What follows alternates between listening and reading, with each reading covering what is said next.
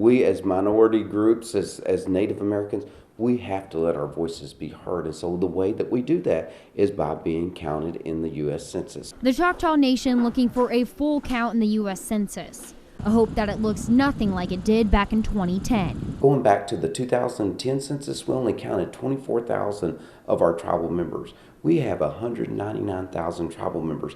So we did not get near the federal dollars that we should have if everybody would have went forward and got counted on the census. 80% not being counted for resulted in a major loss for the tribe, including more than $100 million on one grant.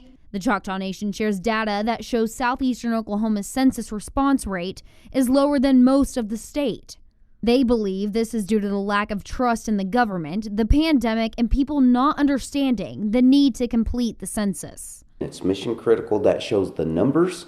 In this political world, the numbers show everything. And if we cannot show those numbers, we're not able to collect the money, the revenue, as well as just our voices being heard in Congress, in the halls of Congress, and so on. The nation says in Oklahoma, every person who completes the 2020 census will bring in $3,900 a year, or $39,000 over the 10 years. The Census Bureau tells us that we're the only Indian tribe in the history of the United States to try to help the local governments within its treaty territory for the census.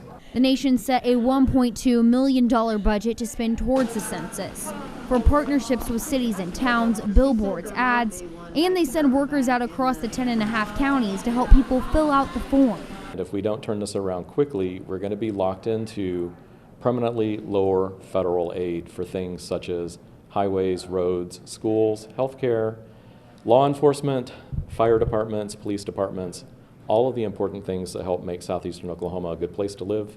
We'll be getting less money for that for the next 10 years. The Choctaw Nation wants a full count to help them, help you, and the rest of southeastern Oklahoma. In Durant, Bailey Bates, KTN News.